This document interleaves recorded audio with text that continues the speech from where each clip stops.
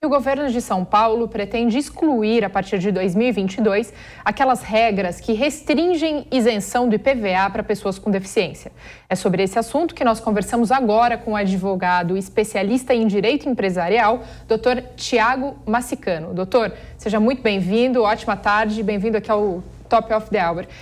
Eu gostaria já de que o senhor começasse de cara nos falando, o senhor acredita que vai haver, a partir do ano que vem, então, um aumento da judicialização de uma série de casos que vão tentar recorrer para permanecer com esse benefício por mais tempo? E, nesse caso, existe alguma brecha jurídica?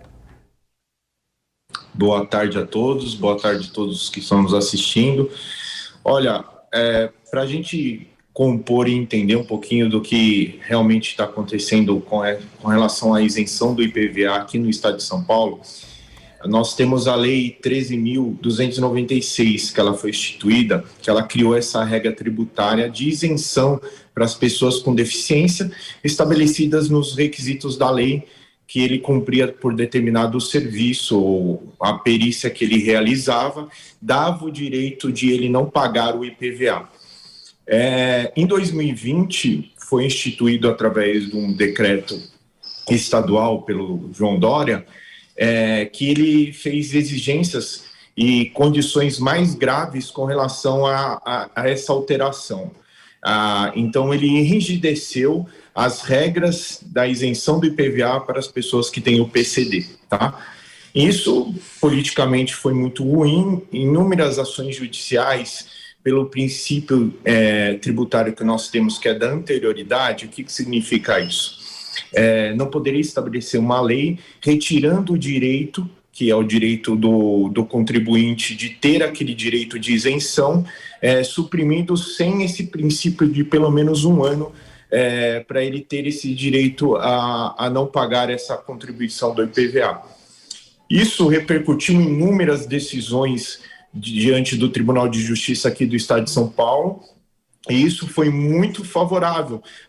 Todas as decisões praticamente foram concedidas para o contribuinte. Diante desse fato, existe agora uma politização com relação a isso, em diminuir esse tipo de regra, para tentar diminuir do judiciário essa interferência jurídica. E isso agora vai através do novo decreto, que ele diminuiu as regras para isso, que foi publicado agora recentemente no Diário Oficial, dia 9 de dezembro. Mas essas regras, elas não chegam para corrigir problemas ou tentar trazer uma melhoria justamente a esse benefício? As regras, elas, na verdade, elas surgiram mais rígidas, tá? Acontecia muita fraude, mas, na minha opinião jurídica, essa discussão ela não teria que ser atrelada à lei, e sim a uma fiscalização com maior controle, maior rigidez, e não tirar o direito do cidadão sobre aquele benefício que ele tem legal.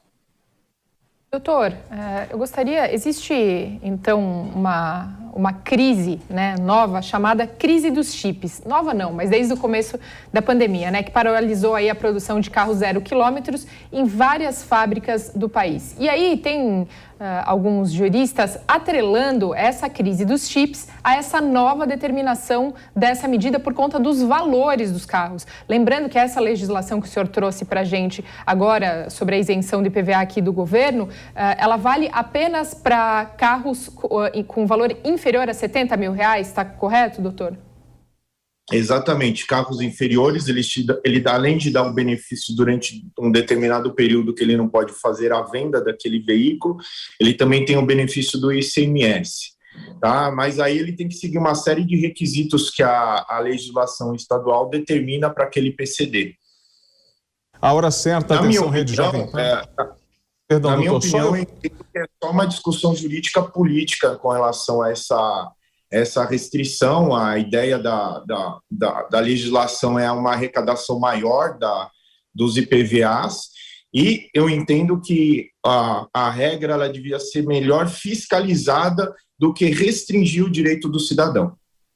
Atenção, Rede Jovem Pan, são 2 horas e 10 minutos. Doutor, para as pessoas com deficiência que não necessitam adaptações nos respectivos automóveis ou para os seus responsáveis legais, ou seja, tem uma mudança naquelas pessoas que são beneficiadas por isso. E o senhor falou sobre essas correções, né, os problemas com as fraudes que exigiam. Isso não é um avanço? A gente não está beneficiando um número maior de pessoas com essa mudança? Olha, a lei de 2008, ela criava benefícios maiores para determinado cidadão. O que vem ocorrendo com a mudança da lei é uma maior restrição com relação a isso. Então, vamos pegar um exemplo o que a lei vai amparar. Ela determina que o veículo precisa ter uma adaptação. Então, por exemplo, para pessoas com deficiência, esse PCD ele precisa ser um veículo para adaptação, que ele vai automaticamente justificar aquele determinado cidadão com o PCD a utilizar desse benefício. Então, essas inúmeras regras que foram criadas, elas, na minha opinião, eu entendo que elas prejudicam o cidadão, porque a lei que especifica sobre o PCD, ela é uma lei federal. Então, um exemplo de pessoas que têm portadores que tiveram câncer. Essas pessoas, elas têm o benefício do PCD pela legislação federal. E, automaticamente, elas teriam, por conseguinte, esse direito do benefício da isenção do IPVA. E, com essas restrições inúmeras que vêm ocorrendo, esse direito desse cidadão ele acaba sendo suprimido. Por isso que eu entendo que o correto seria uma maior fiscalização. Realmente, a gente vê inúmeras ilegalidades, inúmeros erros com relação àquela pessoa que vem pleiteando aquele direito do PCD, mas a gente não pode restringir as pessoas que têm esse benefício. E a justiça aqui do Tribunal de Justiça de São Paulo, ele vem se portando majoritariamente com relação a esse benefício e concedendo para o cidadão. Doutor, agora, novamente, eu gostaria que o senhor nos falasse, existe hoje alguma brecha jurídica que permite com que essas pessoas, então, que a partir de agora, na sua visão, passem a ser lesadas por não terem mais esse benefício, possam questionar e tenham, então, de forma, através do direito, tenham resguardada, então, essa permanência desse direito, dessa isenção? Sim, na justiça hoje praticamente foi judicializado toda essa questão do PCD, né? Então existe hoje números jogados nos tribunais aqui do estado de São Paulo com decisões favoráveis para o princípio, que é a brecha jurídica que vocês mencionam, que é o princípio da anterioridade, que essa lei, para ela suprimir o direito do cidadão, ela precisa ter um período mínimo que a lei assegura para isso. No caso, que é o princípio da anterioridade, que é o prazo mínimo de 1 ano. Então, doutor, na realidade, a Mari falou sobre esse novo teto de 70 mil, hoje é em torno de 140, certo? Sim. Sim, aí eu vou fazer uma pergunta para o senhor. O 70 mil foi publicado no Diário Oficial agora, dia 9 de dezembro, que é essa nova lei que o Dória promulgou. Aí, doutor, para eu conceder um benefício, não tem almoço grátis. A partir do momento que eu estou restringindo isso e diminuindo o teto, eu estou economizando dinheiro público, não é isso? Porque, na verdade, quando eu ofereço esse benefício, o Estado paga isso, alguém paga essa conta. Eu, como contribuinte, acabo pagando também, certo? Sim, é que assim, o que acontece normalmente é que quando você dá um benefício de isenção, ele não é que automaticamente é repassado para outro cidadão aquele respectivo valor. E sim, existe uma diminuição da arrecadação da fazenda, que no caso é do estado de São Paulo.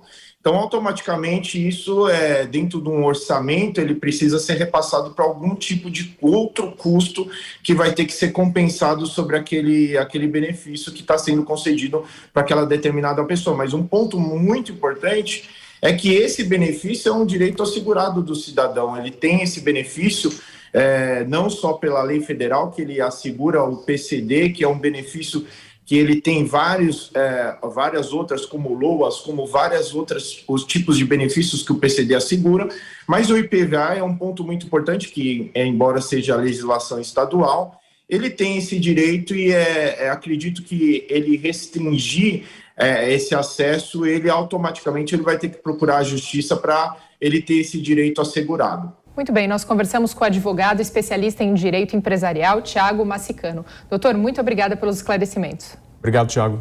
Muito obrigado, uma boa tarde a todos.